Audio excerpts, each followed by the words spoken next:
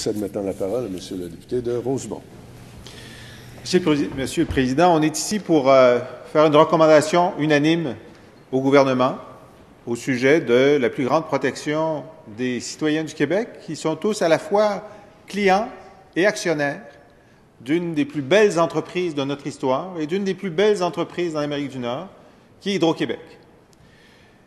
Alors, c'est intéressant parce qu'on est particulièrement interpellé lorsqu'il s'agit d'Hydro-Québec, parce qu'on y tient.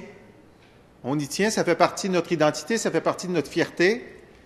Puis on n'aime pas ça quand on en dit du mal. Puis on n'aime pas ça quand Hydro-Québec n'agit pas à la hauteur de la réputation qu'on voudrait qu'elle ait. Puis on n'aime pas ça que Hydro-Québec ait parfois tendance à se considérer comme un État dans l'État, pas suffisamment redevable. On n'aime pas ça. Ça qu'on voudrait, on voudrait l'aimer mieux. C'est ça qu'on veut. On veut aimer mieux Hydro-Québec. On veut qu'Hydro-Québec s'aime mieux. Puis on veut que les clients, les citoyens et les actionnaires d'Hydro-Québec, qui sont les citoyens du Québec, soient constamment réconciliés avec Hydro-Québec. Alors on sait que c'est compliqué parce qu'il y a des tarifs, des fois ils augmentent trop. On a des débats là-dessus. Je ne viens pas là-dessus aujourd'hui, mais ça fait partie de nos vies. Hydro-Québec, c'est comme le grand frère dans la famille, là, qui est très visible. Il nous branche. Des fois, il nous débranche. Puis, des fois, il nous intimide. Il nous intimide. Alors, la protectrice du citoyen, elle dit, c'est bizarre parce que moi, je reçois des plaintes. Je reçois des plaintes au sujet de Revenu Québec, au sujet du ministère de la Santé, au sujet des CHSLD. Je reçois des plaintes sur les CPE. Puis, j'ai le mandat, moi, le gouvernement m'a donné le mandat de dire, Madame la protectrice, si vous avez une plainte, vous avez le mandat d'aller voir ces organismes, ces institutions qui appartiennent à l'État, qui sont contrôlés par l'État, puis de dire, il y a un problème, réglons-le. Mais le législateur avait comme omis de dire, Madame la protectrice, vous avez le droit aussi d'aller dire à Hydro-Québec qu'il y a quelque chose qui ne marche pas. C'est d'autant plus bizarre que les autres sociétés hydroélectriques ou génératrices d'énergie, propriétés de l'État dans d'autres provinces canadiennes, eux aussi ont des protecteurs du citoyen. Puis eux, ils avaient trouvé normal que leur protecteur du citoyen puisse intervenir au sein d'Hydro-Québec. Alors, la question a été posée plusieurs fois par nos collègues de la CAQ, par les programmes du Parti québécois. Et puis là, la directrice, la protectrice du citoyen, plusieurs fois a fait cette recommandation qui était restée lettre morte. Et là, pour la première fois, on était content de voir qu'on avait un consensus interpartisan pour dire, bien, le temps est venu. Le temps est venu en particulier parce qu'on a eu un débat similaire l'an dernier au sujet du vérificateur général. Encore là, une institution, s'il y a une institution qui a, disons, résisté au cynisme, une institution qui a gardé sa crédibilité à travers les années, c'est bien le vérificateur général. Et pendant des années, on disait, mais pourquoi est-ce que le vérificateur général, qui peut tout vérifier et qui le fait avec minutie, et qui le fait avec pédagogie, et qui le fait avec beaucoup d'efficacité aussi, parce qu'il ne fait pas juste dénoncer les choses, et c'est ce qu'on voit au téléjournal ou au TVA ou dans le journal, on dit « Oh, voici ce que le vérificateur général a trouvé cette année ». Et puis, sans qu'on regarde en petits caractères, on peut trouver « Mais voici tout ce qui a été réparé dans l'administration publique québécoise à la suite des recommandations du vérificateur général ». Alors, ce n'est pas seulement de la dénonciation, c'est de la réparation, puis c'est de l'amélioration. Et je vous dirais, M. le Président, qu'en plus, c'est de la dissuasion. Parce que le vérificateur général est tellement efficace que dans les administrations publiques, ils se disent qu'il faut se tenir à carreau au cas où le vérificateur viendrait. Puis là, ça fait 5-6 ans qu'il n'est pas venu, là, on est sûrement dû, ça fait qu'il faut faire attention. Alors ça, c'est un excellent système. Ça, c'est de la bonne gouvernance. Alors seulement, mais pourquoi est-ce que le vérificateur général ne peut pas avoir le même impact positif avec Hydro-Québec? Et l'an dernier, une disposition a été proposée par le gouvernement du Parti québécois, qui a été appuyée par les collègues, et maintenant, le vérificateur général peut protéger les Québécois, aider Hydro-Québec dans un certain nombre de choses. Mais nous avions remarqué, M. le Président, que, évidemment, la direction d'Hydro-Québec nous dit toujours « Nous allons nous soumettre à la décision du législateur ». Vous direz, c'est la moindre des choses, mais on aime ça l'entendre, le respect pour les législateurs. Mais on avait quand même l'impression, dans les signaux qu'il envoyait, qu'il préférait que le vérificateur général ne vienne pas, puis que ça les enquiquinait. Puis il nous disait tous les bons systèmes de vérification interne qu'ils avaient à travers toutes les années. Puis on leur disait, oui, si c'est tellement bon, ça va être facile pour le vérificateur général de dire bravo, vous avez tout bien vérifié. Ça n'avait pas l'air à les convaincre. Et moi, ce que j'ai dit aux représentants d'Hydro-Québec quand ils sont venus à la commission parlementaire, la commission des institutions, c'est ça nous agace un peu cette réticence que vous avez d'ouvrir vos livres. Ça nous agace un peu cette attitude que vous avez que vous ne devriez pas avoir de compte à rendre autrement que par l'actionnaire principal qui a autre chose à faire que de regarder tout ça. Justement, l'actionnaire principal, qui est le gouvernement du Québec, s'est doté d'institutions, l'Assemblée nationale s'est doté d'institutions pour aider les législateurs à vérifier un certain nombre de choses. C'est que le vérificateur, on l'a mis dans la loi, Hydro-Québec a dit « Oui, monsieur, oui, madame », il va pouvoir venir. Là, on va avoir le premier test cette année. On a hâte de voir comment le vérificateur va nous dire que tout allait bien tout ce temps-là ou que certaines améliorations seraient souhaitables. Et là vient la protectrice du citoyen. Alors, elle est venue nous dire, le 9 septembre, Mme Raymonde Saint-Germain, que je connais depuis des années. Lorsque j'étais conseiller du premier ministre Parizeau et Bouchard, Mme Saint-Germain était au ministère des Relations internationales. Nous avions fait des missions ensemble. C'est quelqu'un d'une grande compétence et d'une grande valeur. J'ai été très heureux de la voir grimper dans les échelons et heureux que l'Assemblée nationale la désigne comme protectrice du citoyen et ce qu'elle fait avec une grande efficacité avec son équipe. Et d'ailleurs, comme pour le vérificateur, il faut savoir qu'on est toujours attentif lorsque la protectrice dit « ça va mal ici, ça va mal là, les plaintes augmentent ». Mais quand on lit le rapport un peu plus loin, on voit que dans l'immense majorité des cas, 92-93% des cas de plaintes fondées, les administrations publiques répondent à la demande de la protectrice et trouvent des solutions au cas. Ça, c'est un taux de rendement, Monsieur le Président, qui est exceptionnel. C'est exceptionnel. Ça veut dire que c'est un système qui fonctionne. Alors, elle nous a dit ceci le 9 septembre. « Je n'arrive toujours pas à m'expliquer, par exemple, tout comme certains de mes prédécesseurs, ce qui peut justifier l'absence de recours indépendant, sans frais, dénué de formalisme et diligent pour les citoyens qui se sentent lésés par une décision d'Hydro-Québec. Est-ce normal, a-t-elle dit, que ces personnes aient à se tourner vers la Cour des petites créances ou un tribunal de droit commun pour régler un différend qui, dans bien des cas, aurait pu se régler autrement et bien plus rapidement?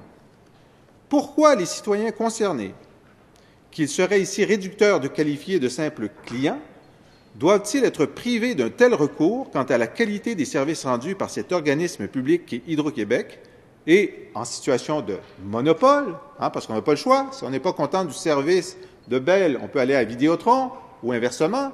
Mais si on n'est pas content du service d'Hydro-Québec, tout ce qu'on peut faire, c'est pédaler dans son sous-sol avec un générateur ou brancher une éolienne. Puis on a autre chose à faire dans la vie. Donc, effectivement, là, il y a une difficulté supplémentaire du fait que c'est un monopole. L'Assemblée nationale, et je continue à citer Mme Saint-Pierre, la protectrice du citoyen, a d'ailleurs assujetti récemment, comme je le disais, Hydro-Québec à la compétence d'intervention du vérificateur général. J'en appelle à la Commission des institutions pour qu'il en soit de même de l'assujettissement d'Hydro-Québec au protecteur du citoyen qui lui accorderait le même traitement impartial et rigoureux qu'il accorde à toutes les instances auprès desquelles il intervient. Alors, avec mes collègues, le président de la Commission, le député de Fabre et les collègues des autres partis, nous avons été très sensibles à la question posée. Nous avons demandé de l'information et nous avons demandé à Hydro-Québec de venir répondre devant nous à cette question. Parce que vous savez, à la Commission des institutions, on se dit, c'est bien de recevoir des rapports, c'est intéressant, mais nous, on aime qu'il y ait des résultats. Alors, on aurait pu dire, on a reçu votre rapport, puis merci, Madame la protectrice, mais on a décidé de se donner un mandat d'initiative, de dire, nous allons faire le suivi, entendre la réponse d'Hydro-Québec. Peut-être que cette réponse aurait été parfaitement satisfaisante. Dit la protectrice dit ceci, mais elle a tort de le dire. Mais franchement, M. le Président, on ne l'a pas trouvé totalement satisfaisant. Par exemple, on nous a dit, à Hydro-Québec, on a un système de plaintes, on les règle, il y a bien sûr. Ensuite, les gens peuvent faire appel dans deux cas. Ils peuvent aller à la Régie de l'énergie. Alors, imaginez-vous, là, M. le Président, vous êtes un client d'Hydro-Québec. Vous gagnez 22 612 $ par année. Vous avez une plainte qui peut être un impact de 200 $ dans votre budget, puis là, on vous dit, vous avez juste à aller à la Régie de l'énergie. Voilà, c'est impressionnant, c'est intimidant. On va aller à une régie, un truc quasi judiciaire. Est-ce que ça me prend un avocat? Comment je vais m'organiser? Combien de jours je vais perdre de travail? Ben, vous n'y allez pas. Et dans d'autres cas, ils disent, allez aux petites créances. Ben, ça, c'est déjà un peu plus convivial. Les gens ont un peu mieux saisi qu'aux petites créances, c'était convivial, mais c'est quand même, comme le disait mon collègue libéral tout à l'heure, je vais quand même parler à un avocat. Ça va me coûter 1 heure ou 2 d'avocat avant d'y aller. Je me présente pas avec un avocat, puis peut-être que du côté d'Hydro-Québec, il n'y aura pas d'avocat, mais eux, c'est des spécialistes. Moi, là, je vais aller là contre des spécialistes, puis s'ils vont à la Cour des petites créances, c'est parce qu'ils pensent que j'ai tort dans ma plainte. Puis ils vont plaider que j'ai tort, puis ça se peut que je perde. Ça serait donc plus facile si je pouvais appeler quelqu'un qui est de mon côté, qui travaille pour moi, puis c'est gratis. Ça tombe bien parce qu'on l'a, cette personne-là, c'est la protectrice du citoyen. Puis la protectrice, là, dans bien des cas, elle va dire, monsieur, madame, là, votre plainte, elle est non fondée. Elle est non fondée. Vous avez tort, vous avez mal compris, vous avez mal rempli, vous avez mal répondu, vous avez tort. Il n'y a rien à faire. Si vous voulez aller à la Cour des petites créances, allez-y. Mais les gens vont dire, ben là, OK, si la protectrice me dit que j'ai tort, je devrais arrêter ça là. Mais si la protectrice dit, vous avez raison, je vais appeler Hydro-Québec. Et comme dans 93% des autres cas, quand la protectrice appelle, ça se règle, ben ça va se régler. Puis le monsieur, il va être content, puis la madame, elle va être contente. Puis comme la protectrice nous a dit, combien d'argent ça va économiser en avocats et en spécialistes à Hydro-Québec qui n'auront pas à aller à la Cour des petites créances, qui n'auront pas à plaider devant la Régie de l'énergie.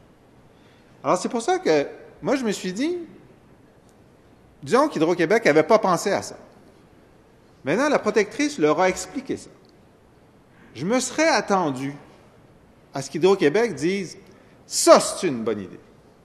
Ça, c'est une bonne idée. La protectrice vient de nous proposer quelque chose qui va non seulement économiser de l'argent à Hydro-Québec, ce qui est toujours intéressant, mais qu'en plus, qui va rendre la vie de nos clients, de nos usagers, de nos citoyens plus facile.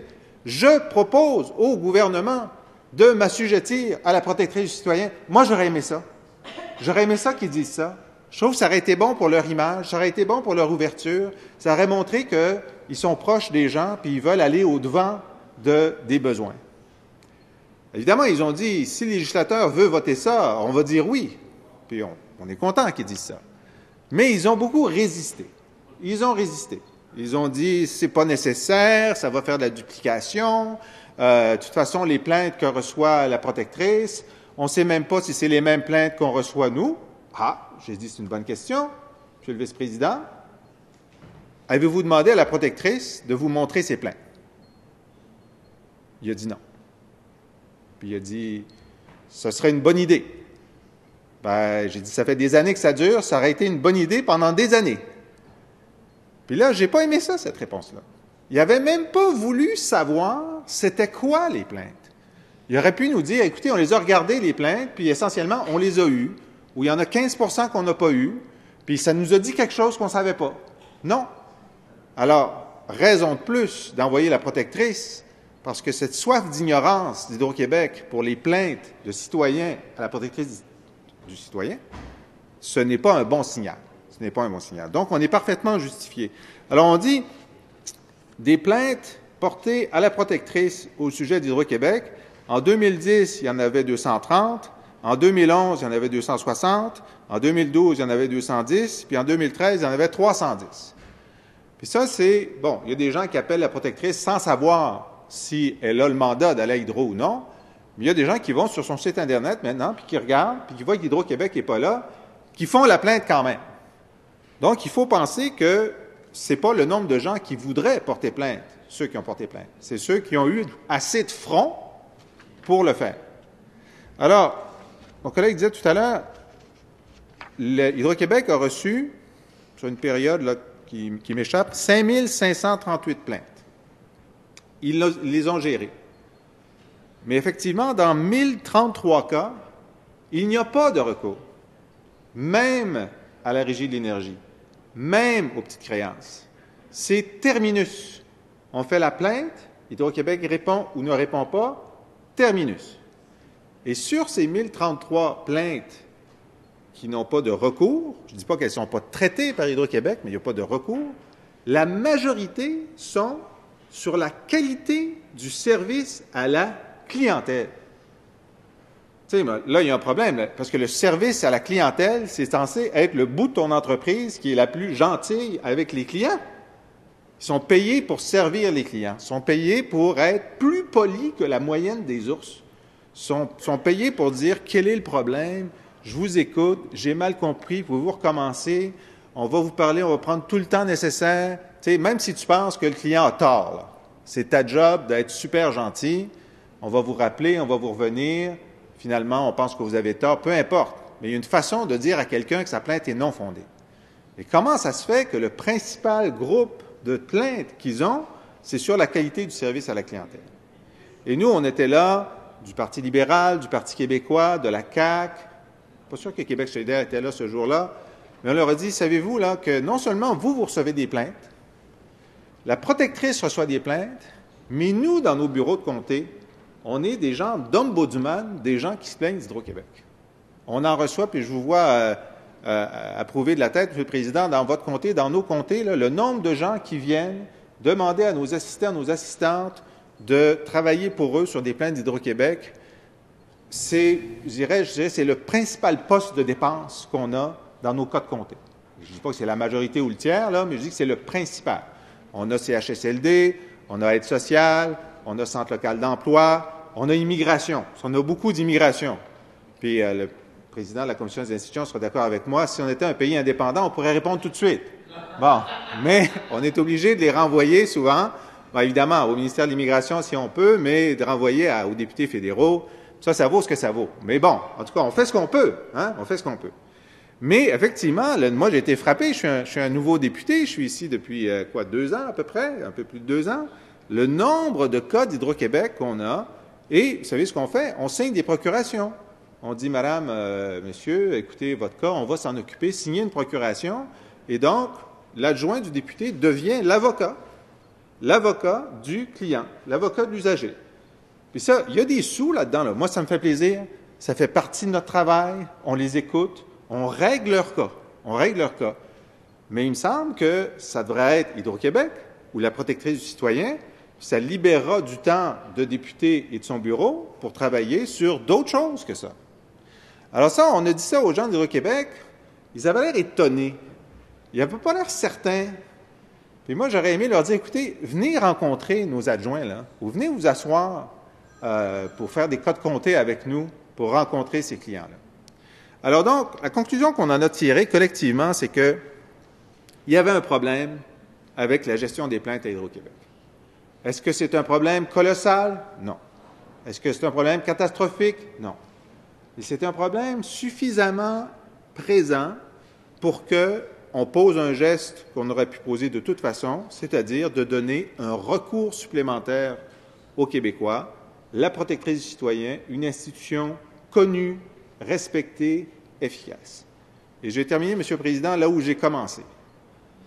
Hydro-Québec, pour nous, ça fait partie de notre raison d'être fiers d'être Québécois et d'être fiers de la différence québécoise. Et quand René Lévesque, qui était ministre libéral, et c'est pour ça que c'est si génial, parce que là, on est aux sources communes de notre force politique. Hein? Et je sais que parfois, mes amis libéraux n'aiment pas qu'on dise du bien de Jean Lesage comme si c'était un ministre péquiste. Bien, un premier ministre péquiste, c'était pas un premier ministre péquiste, mais c'est un premier ministre qui avait des ministres qui sont devenus péquistes. Alors, c'est une source commune. C'est une source commune, Jean Lesage. Et donc, René Lévesque a fait ça, puis il y a eu une élection à caractère référendaire qui a eu lieu, où les Québécois ont élu ce parti progressiste rénovateur, à qui on disait que c'était communiste de faire ça, à qui on disait, vous n'avez pas le droit de spolier les entreprises américaines et britanniques qui contrôlent l'électricité au Québec. De toute façon, vous n'êtes pas compétent pour faire ça. De toute façon, vous n'avez pas d'ingénieurs francophones pour faire ça. Vous allez vous casser la gueule. Puis on a dit non. C'était vrai que c'était un risque, là. C'est vrai qu'on n'était pas sûr de pouvoir faire tout ça. Ça nous a obligés à un dépassement collectif. Ça nous a obligés d'être meilleurs qu'on ne l'était au moment où on a eu l'idée de le faire.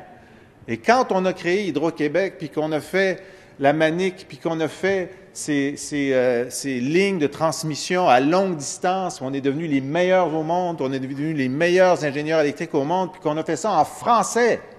On a fait ça en français. Imaginez comme c'est important non seulement dans notre histoire, puis dans notre histoire économique, mais dans notre estime de nous-mêmes. Hydro-Québec, là, a une place importante dans le socle de notre estime de nous-mêmes. Alors, on veut être content d'Hydro-Québec tout le temps. Et ce qu'on fait ensemble aujourd'hui, M. le Président, c'est un pas de plus dans la fierté qu'on a d'avoir Hydro-Québec, puis qu'Hydro-Québec soit à la hauteur des attentes qu'on a, qui sont très élevées. Merci beaucoup, M. le Président.